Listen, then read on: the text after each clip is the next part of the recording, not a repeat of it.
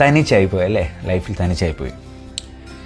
ജീവിതം അങ്ങനെയാണ്. ചില സമയങ്ങളൊക്കെ നമ്മൾ തനിച്ചായി പോയ പോലെ നമുക്ക് തോന്നും, നമ്മൾ ഒറ്റയ്ക്കായി പോയ പോലെ നമുക്ക് തോന്നും. എൻ്റെ ലൈഫിൽ എനിക്ക് അങ്ങനെയൊക്കെയുള്ളൊരു ചിന്തകൾ കടന്നു വന്നൊരു സമയങ്ങളൊക്കെ ഉണ്ടായിരുന്നു. നമ്മൾ മരങ്ങൾ കണ്ടിട്ടുണ്ട്. വേനൽ അടുത്ത് തുടങ്ങുമ്പോൾ, ചൂടൊക്കെ കൂടി തുടങ്ങുമ്പോഴത്തേക്കിനും ഈ മരത്തിലുള്ള ഇലകളൊക്കെ കൊഴിയാൻ തുടങ്ങും. അതുവരെ ആ മരത്തെ ആശ്രയിച്ചിരുന്നവർ, ഒരുപക്ഷെ പക്ഷികൾ കടന്നു വരുന്നുണ്ടായിരിക്കാം, അതുങ്ങൾ അതിൽ കൂടുവെക്കും. അണ്ണാരക്കണ്ണന്മാർ അതിലെ ഫലങ്ങൾ ഭക്ഷിക്കാൻ വേണ്ടി, പക്ഷികളും കിളികളും ഒക്കെ അതിൽ വരും. അതുപോലെ അതിൻ്റെ തണൽ അനുഭവിക്കാൻ വേണ്ടി അതിൻ്റെ കീഴിൽ മനുഷ്യർ കാണും. കാരണം ആ ഒരു മരത്തെ ആശ്രയിച്ച് ഒത്തിരി പേര് ചുറ്റിപ്പറ്റി കാണും. പക്ഷേ വേനലടുക്കുമ്പോൾ ഈ മരത്തിൻ്റെ എല്ലാം ഇല കൊഴിയാൻ തുടങ്ങും. ഈ മരത്തിൻ്റെ ഇല കൊഴിയുമ്പോൾ നിങ്ങൾ ശ്രദ്ധിച്ചിട്ടുണ്ടോ, ഒറ്റ പക്ഷികളും അതിൽ വന്നിരിക്കാറില്ല, ഒറ്റ മനുഷ്യരും അതിൻ്റെ തണൽ കൊള്ളാമെന്ന് പറഞ്ഞ് അതിൻ്റെ കീഴെ വന്ന് നിൽക്കാറില്ല. എല്ലാവരും പറയും ആ മരത്തിൻ്റെ ഇലയെല്ലാം കൊഴിഞ്ഞുപോയി. പക്ഷേ എന്നെ കേൾക്കുന്ന എൻ്റെ പ്രിയ സ്നേഹിതരോടുള്ള ഒരു കാര്യം പറയാനുള്ളൊരു കാര്യം, ഈ വേനൽക്കാലത്ത് ഇലയൊക്കെ പൊഴിയും, സത്യമാണ്. കൂടെ നിൽക്കുന്നവരൊക്കെ മാറിപ്പോയെന്ന് വരും.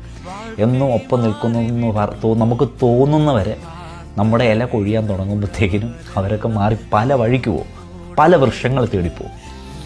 പക്ഷെങ്കിൽ ഈ വേനലിലും നിങ്ങളൊരിക്കലും ഉണങ്ങിപ്പോകരുത്, വാടിപ്പോകരുത്. കാരണം ഇത് പൂക്കുന്നൊരു സമയമുണ്ട്.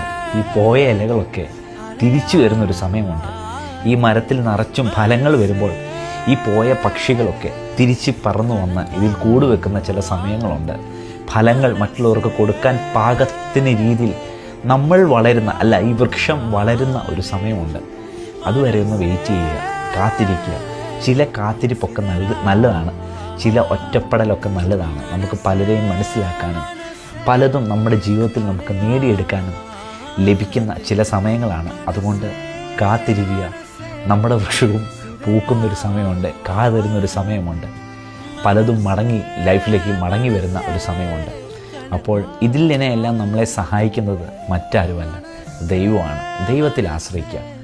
പോയതിനെയൊക്കെ മടക്കി കൊണ്ടുവരുവാൻ, പൂർവാധിക ശക്തിയോടെ പുറത്തു വരുവാൻ ദൈവം നമ്മെ സഹായിക്കും. ദൈവം നിങ്ങളെ അനുഗ്രഹിക്കട്ടെ. God bless you.